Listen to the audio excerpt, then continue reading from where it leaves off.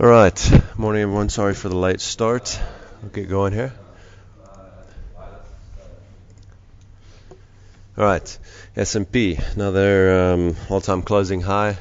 We continue to take this market to new highs. Kind of starting to drift a little bit, but we're kind of getting things like Janet Yellen's commentary yesterday, which I don't think is anything out of the blue, nothing unexpected, but it manages to kind of comfort markets and continue to take markets a little bit higher. So very, so you continue on with a little bit of a drift. Like that. Asian markets obviously had some follow-through last night finally, and some big follow-through. We had Nikkei up over 2%. We had the Shanghai up 2%. We had the Kospi up big. We had Australia up almost 1%. Hang Seng up over 1.5%. So we finally really got some follow-through there in Asia, and we also started to see some potential unwind of some of the dumping of risk assets that we've seen in the emerging market space, and also there in Asia. I mean, Asia has been really underperforming.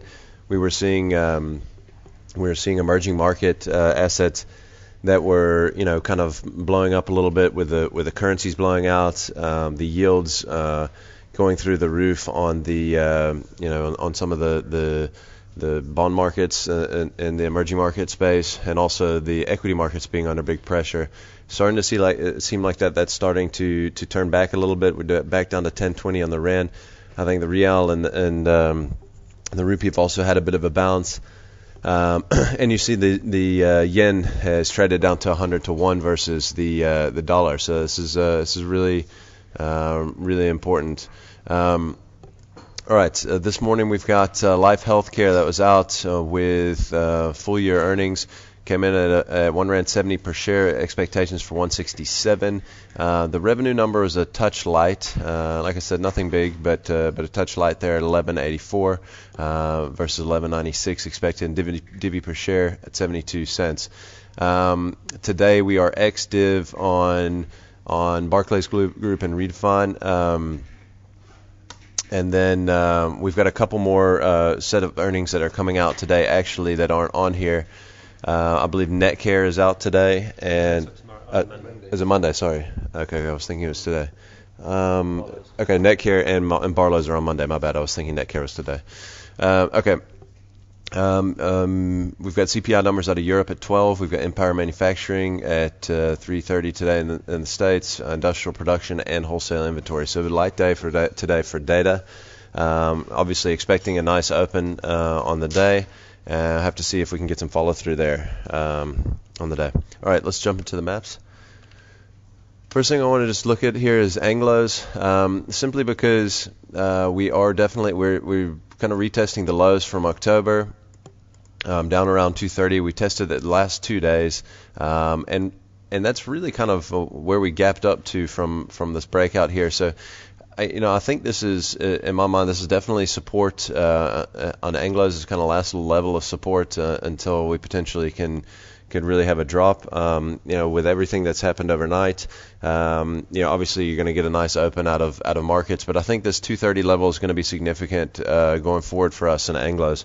So we must watch that closely in the next few weeks. All right, Naspers, we talked about this one yesterday. I just want to show it again because obviously we had Tencent, which traded really well the previous night, and we finally got this breakout. You can look at it however you want. I've convinced myself that this is a flag pattern at the end of kind of a nice little run-up, because we did break to new highs here, and we've really just kind of flagged down off of that. We've broken out to that. Absolutely no reason why this thing can't trade to new all-time highs, breaking up out of this pattern. And getting toward the 1,000 Rand level on a more fundamental note at Wednesday's closing price. Naspers was 98.3% of the value of Naspers was strictly from Tencent and Mail.ru, leaving the rest of their business valued at around 600 million, which I'm pretty sure that they've got more cash on the books than that. So essentially, you're getting the rest of the businesses for free at the moment. It's really trading at a monster discount, I think, to the price of those two other businesses. Obviously, this is affected by the rand. We saw some strengthening in the rand overnight, but nonetheless, I mean, fundamentally, I think it's looking reasonably solid, provided those shares, Tencent and Mail.ru, can hold up. So technically, also supported by the fundamentals. All right, Vodacom. I'm just going to look at Vodacom real quick. I mean, Vodacom, we talked about this the other day. It's kind of looking like it could be moving into a little bit of a head and shoulder setup here. Right here around 122.50, 123, somewhere in that neighborhood, which is basically where we popped up to yesterday on a closing basis. So we've had a few massive candles here. I just wanted to throw it out there, to see if we struggle getting above this level. I think we will. This is going to be some sort of a battle to get above this level after the 3 big days of green bars that we've had recently. But if we don't get above there, I mean, I wouldn't be surprised if we could start to move down into this sort of pattern. I'm not really sure why it's run so hard. I think earnings were reasonable, but I think also maybe some hopes over the Neotel deal getting done have driven this thing up here. So let's just watch this one closely. If we struggle to get above this level, I mean, and we start to turn down, this definitely is it's shaping up potentially to turn into a bit of a head and shoulder. So watch that one closely. If you're long, maybe not a bad place to look to lighten up. All right, Netcare. This thing obviously we had great earnings or great trading statement the other day, I thought, out of Netcare. Let's back it up a little bit longer here and have a look at sort of what we'd be looking at on the trend line. You can see here we've really kind of we're really just testing trend line support here in Netcare, and I think like I said, they've got numbers coming on Monday, or full earnings coming on Monday. I'm particularly expecting potentially a special div out of the 50% sale of Propco. They just got a cash injection through earnings and the sale of that business of 10% of their market cap. I fully expect a special div, and I think that the market will be expecting that as well. So let's see how this one plays out. But technically, I think we're right at support here on trend line, and potentially could continue or could hold this and move higher into the earnings. All right, Barlow's. We talked about this.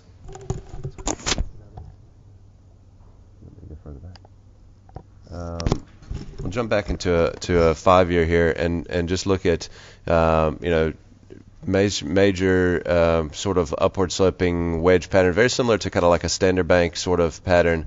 Let's draw it from the wicks here, but you can see there that we really have a chance to really break to the upside like a standard bank play. I mean, this thing's obviously sold off after really solid earnings the other day.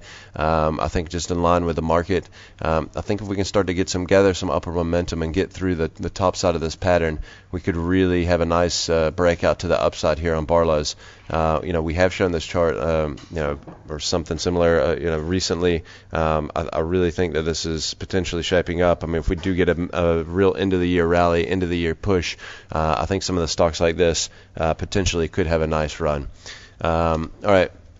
We'll look at Life Healthcare here, which will shorten up a little bit into a 2-year, and you can really see here, this 39 level, obviously, where we broke up from to make new highs, some sort of support here where we came down and tested yesterday on the wick. I would really say that the breakout occurred all the way back here with a lot of consolidation kind of into this line. So somewhere between kind of 37.70 and 39 is I think where a decent little risk range is for Life Healthcare, and like we always say, these healthcares and pharmaceuticals are to be bought on every pullback. So maybe not a bad little place to nibble. And the last one I'm going to show here is Anglo Gold. You can see here if we look, we talked about this level actually a couple weeks ago. We're kind of coming back up after making a bit of a pullback to test. What I've done here to test this level.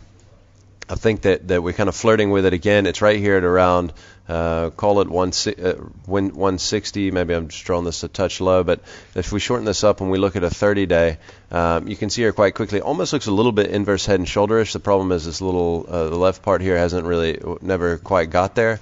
But nevertheless, I think we could make a nice little break above 160 here. I think it could take us reasonably higher in Anglo Gold, and the action's been really solid out of the golds of late. They don't feel shaky like that, like they had. And I think obviously, provided people continue to be happy with the things that Janet Yellen's saying, we may be able to hold on for a while longer in gold. And that's it for today, guys. Thanks a lot.